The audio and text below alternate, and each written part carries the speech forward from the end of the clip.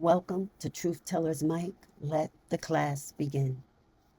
A wrong beginning does not usually produce people who lack ability or passion. It often produces people who are spiritually talented but inwardly divided. They learn how to speak the right words before they learn how to listen to what is happening inside them. They learn how to serve before they learn how to remain whole. They learn how to endure demands without learning how to live from conviction. What begins as faith gradually becomes performance, and performance always asks more than it gives. When teaching emphasizes compliance over all else, people are trained to override their inner witness. They are taught that questioning is rebellion, that exhaustion is evidence of faithfulness, and that loyalty to systems is equivalent to devotion to God. Over time, the soul learns to split. One part speaks fluently about love, truth, and sacrifice. Another part feels hollow, unseen, and quietly depleted. This division is not a moral failure. It is the predictable outcome of instruction that rewards you to disappear instead of integrity. The pulpit does not merely transmit information, it shapes conscience. It tells people what to ignore in themselves and what to honor. If teaching consistently praises self erasure as virtue, people will slowly lose contact with their own life. They will serve faithfully while feeling drained. They will confuse sacrifice with vanishing. They will remain present in body while absent in spirit. And because the language sounds holy, they will blame themselves for their emptiness rather than questioning the formation that produced it. Faith was never meant to hollow a person out. It was meant to bring life into alignment with truth so that devotion deepens vitality rather than draining it. When teaching is sound, it strengthens inner unity. It helps a person serve without losing themselves. It teaches discernment, not suppression. It forms people who can love freely because they are not fractured within. What is taught from the pulpit becomes the inner voice people live with when no one is watching. If that voice tells them their worth is proven by low self-esteem and codependency, faith will feel like a burden. If that voice tells them their wholeness matters, faith becomes a source of life. That is why it matters. Not because doctrine is abstract, but because formation reaches into the most private places of the soul and decides whether a person emerges integrated or divided. Most of the time, it is not a single motive. It is a mixture of limitation, inheritance, fear, and unexplained habit. And the mixture can still do harm even when there is no conscience intent to wound. Some pastors are not malicious. They are teaching what they themselves were taught. They inherited a style that emphasized obedience over discernment, sacrifice over wholeness, and loyalty over truthfulness. They learned how to carry responsibility without being taught how to remain inwardly unified while doing so. When a person has never been shown how faith can strengthen the inner life, they cannot easily teach it. They repeat what worked well enough to keep the institution running, even if it quietly eroded them along the way. In this sense, the neglected is unintentional. There is unintentional neglect, but it is still neglect nevertheless. Others do not fully realize what they are doing because the system rewards visible outcomes, not interior health. Attendance grows, programs succeed, people keep serving. On the surface, everything appears functional. The depletion is private, it is gradual, and it is often spiritualized. When people burn out, they are told to pray more, serve harder, or repent deeper rather than examine the formation that trained them to override themselves. Because the cost shows up inside individuals rather than immediately in the institution, it is easy for leadership to miss or avoid the deeper issue. There are pastors who sense something is wrong but feel trapped. To teach discernment, inner unity, and personal responsibility would require confronting long standing assumptions, traditions. It would disrupt power dynamics. It would mean tolerating questions instead of controlling answers. It would mean allowing people to listen to God without filtering every insight through authority. That kind of teaching carries a risk, and many leaders were never prepared to hold that risk with integrity. Silence, then, becomes a form of self protection. And yes, in some cases, there is something darker. Not always deliberate cruelty, but an unconscious dependence on compliant followers. Systems that benefit from people who disappear into service tend to resist teaching that restore inner agency. When people learn to trust what is happening within them, they become harder to manage through fear or even obligation. They can't be guilted. And even without explicit malice, this creates an incentive to keep formation shallow and duty focused. And when I say formation, I mean the preaching, the teaching. The most important truth is this: harm does not require malicious intent. Formation from the pulpit that fractures the inner life can be delivered sincerely, passionately, and with good intentions. But sincerity does not neutralize the impact.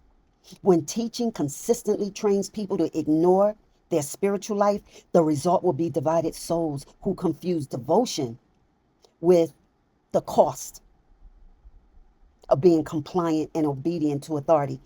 The tragedy is that faith itself is then blamed for what poor formation from the pulpit produced. People walk away thinking God emptied them, when in reality, they were never taught how to remain whole while serving.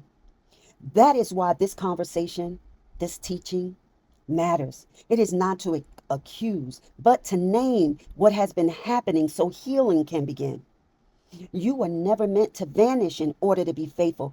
Any teaching that requires your disappearance to prove devotion is incomplete, no matter how holy it sounds. Spiritual leaders must first be willing to examine whether what they are producing is devotion or non-thinking, compliant followers. And that requires humility, because it means admitting that sincerity is not enough. A leader has to be willing to ask whether people are becoming more alive, more integrated, more truthful inside themselves, or are they merely more compliant, more useful, and more exhausted. And this is not an attack on faith, it is fidelity to it. Leaders must relearn how to teach from the pulpit instead of just a mere function. The pulpit speaks to how a person lives with God when no one is watching, how they make choices without approval, how they remain intact while giving. That means teaching people how to listen inwardly to their spirit without fear, how to discern without being shamed, how to serve without erasing themselves. When leaders avoid this, people learn to silence the very place where God meets them most honestly. Spiritual authority must also be reoriented away from control and more towards stewardship. A shepherd does not replace the conscience of the sheep. A true leader strengthens discernment rather than substituting for it. This requires tolerating questions, complexity, and growth that does not always look neat.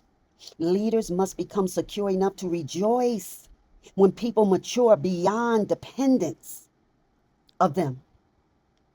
There must be public permission given for limits, not secret permission, not whispered exceptions, open acknowledgement that rest is not failure, that saying no can be faithful, and that devotion does not require disappearance. When leaders model this themselves by honoring their own inner life rather than glorifying exhaustion, It quietly gives others permission to do the same. Leaders must also take responsibility for the inner outcomes of their teaching. When patterns of burnout, guilt driven service, or spiritual numbness appear repeatedly, the response cannot be to individualize the blame. Patterns reveal the formation. Formation reflects the teaching.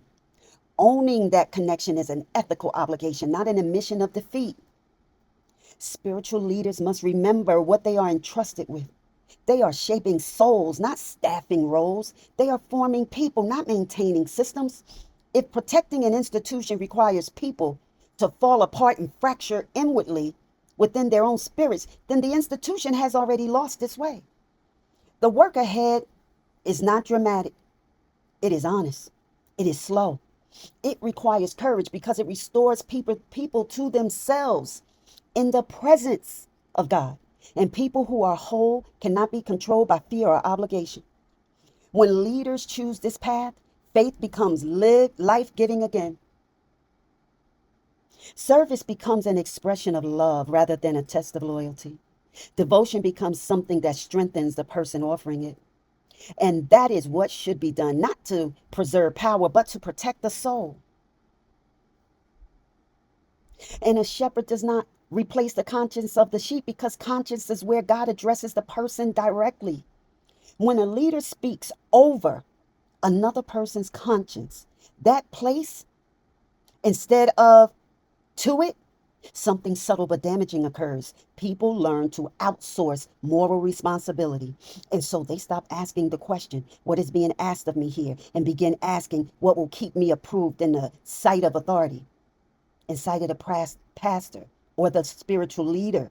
What will keep me in good standings? And over time, discernment will weaken. And it's not because the people lack faith, but because they were trained to distrust their own spiritual witness. A shepherd's task is not to override that voice, but to help it mature so the person can stand upright before God without needing constant permission. When you die alone. The pastor doesn't come with you, and many don't even perform your funeral services. When leaders replace the conscience, they may gain compliance, but they lose souls. People become dependent rather than devoted. They follow instructions well, but feel disconnected inside. This is not spiritual growth, it is spiritual substitution. Authority becomes a stand-in for discernment, and the inner life quietly diminishes. They don't make a move unless they go and speak to their spiritual leader. And that is why leaders must take responsibility for the inner outcomes of their teaching. Teaching does not stop at behavior. It shapes how people relate to themselves, to God, and to truth.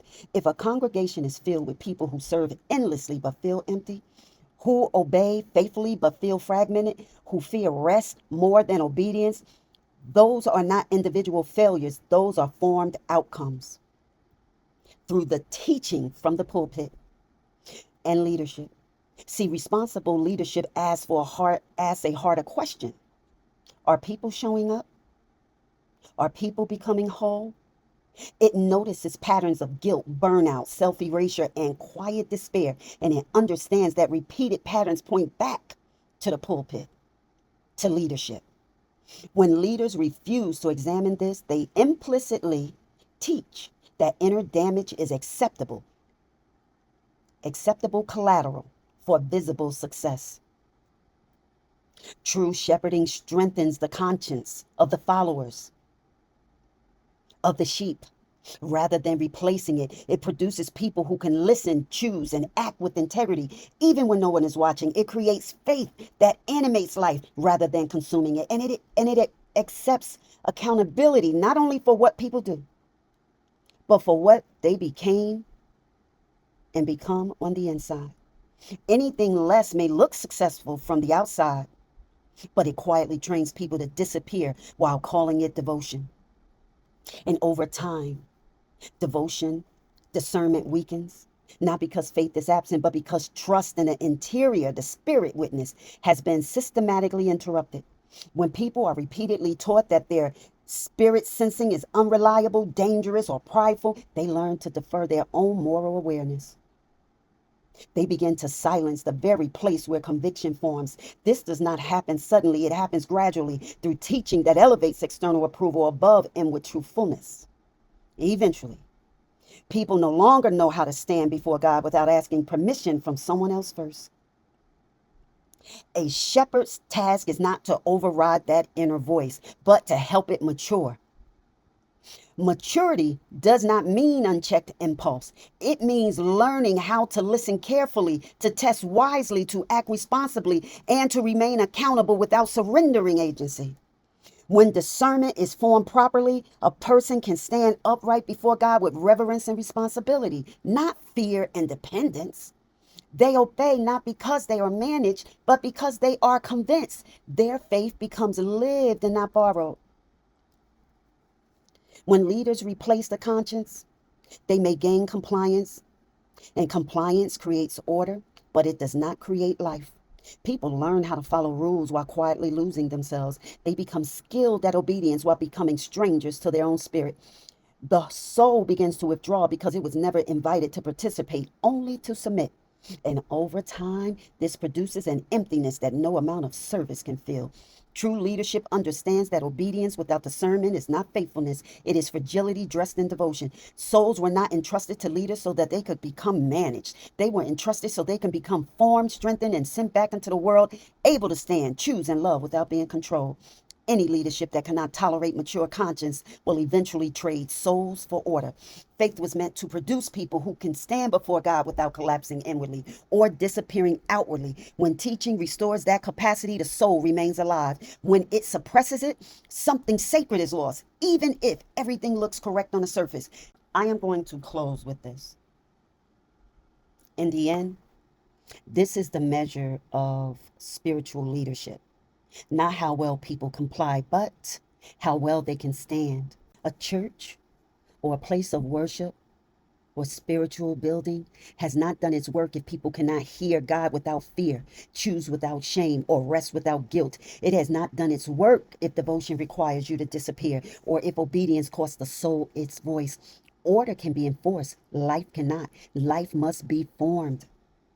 A true shepherd does not shrink the inner life to maintain control. A true shepherd enlarges it so the person can walk upright before God, awake, responsible, and whole. When conscience is strengthened rather than replaced, faith becomes something a person lives from, not something they hide inside of. And this is not rebellion, it is maturity. It is the return of faith to its proper place as a source of life, not a mechanism of compliance. Where leadership chooses formation over control, they choose order, they choose the institution, they choose their reputation and their image. Souls may remain intact. Where conscience is honored, discernment stays alive.